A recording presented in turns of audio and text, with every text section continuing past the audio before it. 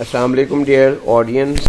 इस लेक्चर में हम कॉलरेज की इमेजिनेशन एंड फैंसी में डिफरेंस और उसकी जो मेजर डेफिनेशंस है वो देखेंगे।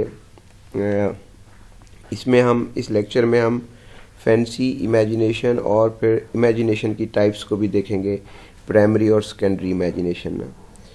तो थोड़ा सा डिफरेंस है फैंसी में और प्राइमरी इमेजिनेशन में। जबकि कॉलरेज जो है वो कहता है कि ये तीनों हैं स्टेप्स। पहला स्टेप है फैंसी, फिर दूसरा स्टेप है प्राइमरी इमेजिनेशन और तीसरा स्टेप है सेकेंडरी इमेजिनेशन ना। और जो इमेजिनेशन जिसे यानी सेकेंडरी इमेजिनेशन या अल्टीमेट इमेजिनेशन का जो सोर्स है उसको कॉलरेज ने एज हायर ऑर्डर कंसीडर किया है। तो सबसे जो बेस लेवल है या मिनिमम लेवल है वो फैंसी का है। फैंसी जो है that might be that is the very base one ना, प्राइमरी और सेकेंडरी इमेजिनेशन की। फैंसी ये है कि, और वो कॉलरेज कहता है कि क्रिएटिव इंडोवमेंट्स के लिए फैंसी जो है वो इंतहाई ज़रूरी है। यानी a person who is not imaginative he can not right, he can not be the creative one. तो वो कहते हैं कि आर्ट को, लिटरेचर को डिफ़ाइन करने के लिए फैंसी, प्राइमरी इमेजिनेशन और सेकेंडरी इमेजिनेशन का होना इंतहाई ज़रूरी है। तो अब हम ज़रा फैंसी की और प्राइमरी और सेकेंडरी इमेजिनेशंस की डेफिनेशन देखते हैं और इसके साथ साथ हम इनका फ़र्क भी देखते जाएंगे। The creative endowments fancy derived from the Greek word phantasia and imagination from the Latin word imagination have received various meaning in different literary periods. In 18th century literary theory, imagination and fancy was regarded as the mode of memory in यादाश्त के sense में ना।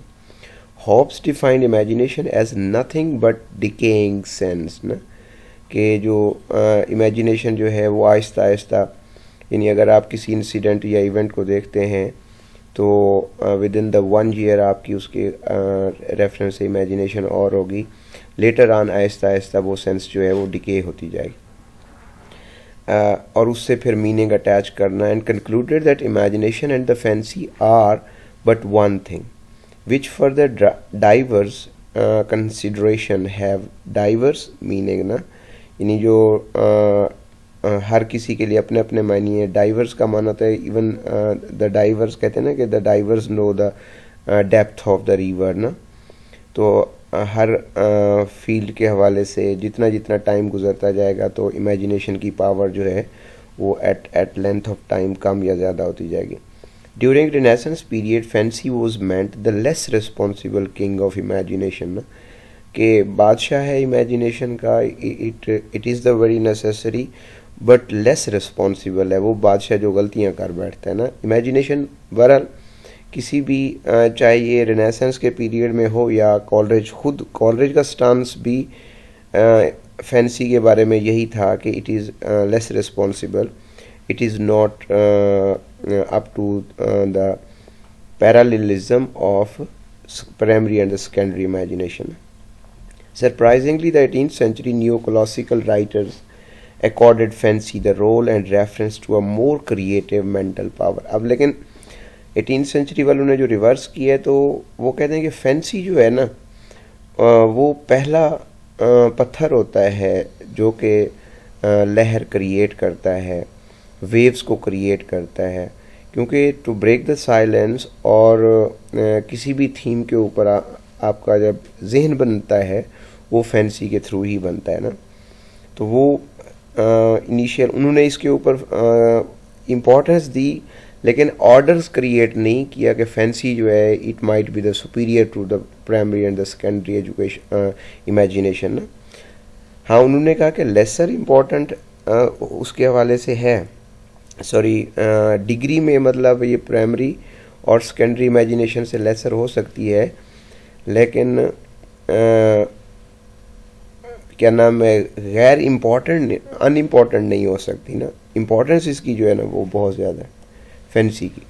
On the other hand Wordsworth in his preface to the poem of 1815 offers an illuminating idea on the function of fancy and imagination, detailing the former as capricious and evanescent creative power. Wordsworth ने भी इसको romanticise किया है कि जो fancy होती है वो कैप्टिवेटिंग होती है, that brings to the point. तो फैंसी के बगैर यानी कि राइटिंग आप कर ही नहीं सकते। अब हम देखते हैं कि प्राइमरी और सेकेंडरी इमेजिनेशंस क्या हैं और प्राइमरी और सेकेंडरी इमेजिनेशन में क्या फ़र्क है और प्राइमरी इमेजिनेशन और फैंसी में क्या फ़र्क है, ये डिफरेंस हम ज़रा आगे अब देखते हैं। In opposition to these theories Coleridge develop his theory of imagination, ये हमारा मेजर फोकस है। ये पिछले नज़रियात अब हमने देख लिए कि फैंसी के बारे में क्या था। अब कॉलरिज का क्या स्टांस है, ये हमने बायोग्राफी लिटरेरिया उसकी बुक है, उसमें उसने ये प्राइमरी एंड सेकेंडरी और फैंसी के डिफरेंसेस बताए हैं। हमारा जो क्वेश्चन है वो भी यही है कि what was the Coleridge stance regarding the fancy, primary and secondary imagination. In the chapter 4 of Biography Literaria, Coleridge tells that fancy and imaginations are not two names with one meaning, are the lower and the higher degree of the one.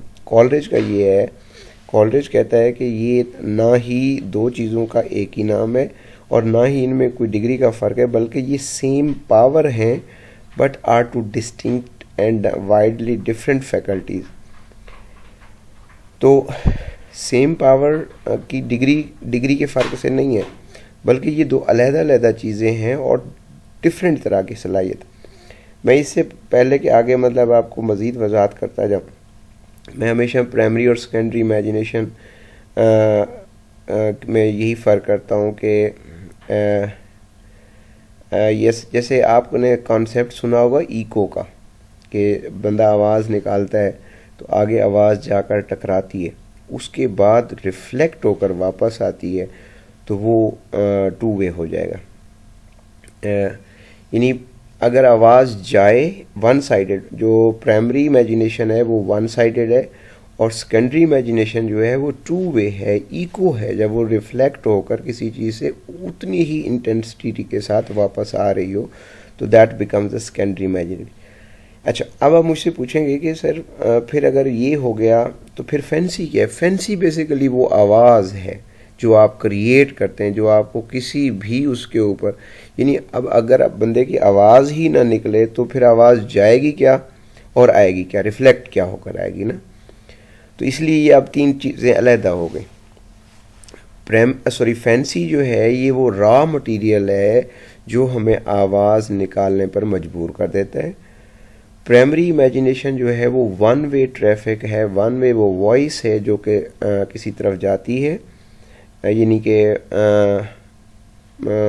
इतनी mature नहीं होती और उसमें travelling power भी होती है। और जो सेकेंडरी इमेजिनेशन है that reflects and comes back to the जिसने वो आवाज़ प्रोड्यूस की होती है।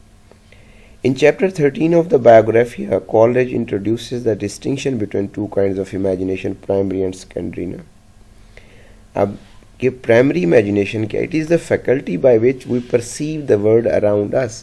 हम दुनिया को भी तो देखते हैं ना। अच्छा, हमने पिछले लेक्चर में बात की कि थे कि कॉलरिज जो है वर्ड्सवर्थ कहता है कि मैं डिफरेंट चीज़ों को, डैफोडिल्स उसने देखे, तो डैफोडिल्स के बाद आकर उसने ना 10 साल बाद डैफोडिल्स को रिकनसाइल किया, दोबारा सोचा तो उसका जो हर्ट था that started dancing with the daffodils. अब ये है कि वर्ड्सवर्थ का फ़लसफ़ा और जो प्राइमरी इमेजिनेशन का वो यही है कि टू सी द वर्ल्ड। एक बंदा है वो दुनिया को देख ही नहीं कर सकता, मटेरियल कलेक्ट ही नहीं कर सकता, तो how he would move towards the higher order of imagination, यानी सेकेंडरी इमेजिनेशन तक कैसे जाएगा ना। It is merely the power of receiving impression of the external world जो है through our senses. It perceives objects both in their parts and as a whole. It is an involuntary act of the mind. The human mind receives impressions and sensations from the outside world. Unconsciously and involuntarily, it imposes some sort of order on those impressions, reduces them to size and the shape. Mind analysis करता है ना, तो ये उसकी बात कर रहा है. So the mind is able to form a clear image of the outside world. It is in this way that clear and coherent perception becomes possible. Coleridge describes primary imagination as the mysterious power, कि ये अजीब तरह की mysterious किस्म की power होती है, and which can extract the hidden ideas and the meaning, यानी रिट्राइव करना, चीज़ों को देख लेना, और एक ख़ास किस्म की उनके साथ जो है ना मिस्टीरियस किस्म की पावर होती है, और वो सारा ऑब्जेक्ट उस तरह का कॉपी तो नहीं करता ना, उसमें से कुछ एस्पेक्ट्स जो है वो निकाल लेते हैं. तो आपने ये भी देखा होगा कि ये जो मिमिक्रीज करते हैं वो कहीं बहुत सारी मतलब लंबी तकरीर होती है, तो उनका कोई एक पॉइंट जो है वो व्यूअर्स के जहन में क्या नाम है, जो मिमिक्री क्रिएट करने वाला था वो उस एक एस्पेक्ट को ले लेते हैं, वो उनके लिए एक सिंगल एस्पेक्ट जो है वो इंटरेस्टिंग होता है. तो ये हिडन किस्म के आइडियाज़ और मीनिंग्स जो है वो करते हैं फ्रॉम द ऑब्जेक्टिव डाटा ना. सेकेंडरी इमेजिनेशन जो है that is the universal possessed by all, और that is the secondary imagination higher order भी है. The primary imagination is universal and possessed by all, यानी हर बंदा जो है वो प्राइमरी लेवल पर इमेजिनेटिव होता ही है. The secondary imagination makes artistic creation possible. It requires an effort of all of the will and conscious effort. ये इम्पॉर्टेंट है कि ऐसे नहीं मतलब हर बंदा इनिशियली तो हर बंदा जैसे वो लगता है इमेजिनेटिव होता है, तो ये नहीं कि वो चूँकि उसके पास फैंसी भी है, इमेजिनेशन भी है, तो he might be an artistic one. ये पॉसिबल ही नहीं है, क्योंकि सेकेंडरी इमेजिनेशन जो है ये एक मरहला होता है जो कि कॉन्शियस एफर्ट और विल के साथ आया होता है. It works upon what is perceived by the primary imagination, लेकिन उसके लिए रॉ मटेरियल यही होता है. यानी अगर फैंसी और इमेजिनेशन ना हो तो सेकेंडरी इमेजिनेशन ही पॉसिबल नहीं है. अब कितना बड़ा, मैंने आपको शुरू में बताया कि स्टेप्स हैं, फैंसी है, प्राइमरी इमेजिनेशन है, और फिर सेकेंडरी इमेजिनेशन है. लेकिन ये है कि किसी बंदे के पास भी रॉ मटेरियल हो, अगर उसकी कॉन्शियस एफर्ट और विल ना हो तो he can not be up to वो तीसरी लैडर जो सेकेंडरी इमेजिनेशन की उस पर पूरा नहीं उतर सकता ना. तो उसके लिए मराकबा और मरहले की ज़रूरत. It works upon what is perceived by the primary imagination. It's the raw material or the sensation and impression supplied to it by the primary imagination. It selects and orders the raw material and reshapes and remodels it into the objects of beauty. It in simplistic and dissolves, diffuses and dissipates in order to create ना कहते हैं ना चीज़ों को मोड़ना, तोड़ना, पलटना, झपटने वाली सेंस में ना, तो चीज़ें वो करके उसके बाद जो है उसको क्रिएटिव करता है. ये सेकेंडरी इमेजिनेशन का काम है. The secondary imagination is at the root of all the poetic activity. तो कॉलरिज का ये स्टांस है कि सेकेंडरी इमेजिनेशन जो है दैट्स मेक अ पोएट ना. तो पोएट्री जो है that does not come without labour and the will ना. यानी बैठे बिठाए कोई शायर नहीं बन जाता, बैठे बिठाए जो है, और विदाउट कॉलरिज का स्टांस ही है. जबकि वर्ड्सवर्थ का यही है कि बंदा बैठे बिठाए थोड़ी देर बाद शायर भी बन सकता है. The secondary imagination is the root. It is the power which reveals itself in the balance of the reconciliation of the opposite and discordant qualities, and Coleridge calls it as a magical synthetic power. It fuses the various faculties of the soul, subjective with objective, the human mind. ये basically elements हैं जो कि secondary imagination के लिए ज़रूरी होती हैं. with external nature, the spiritual with the physical and the material ना, ये सारी चीज़ें जो है ना उसको जाकर secondary imagination में assist करती हैं. The primary and the secondary imagination do not differ from each other in kind. The difference is the only of the degree. The secondary imagination is more active, more conscious and more voluntarily than the primary one.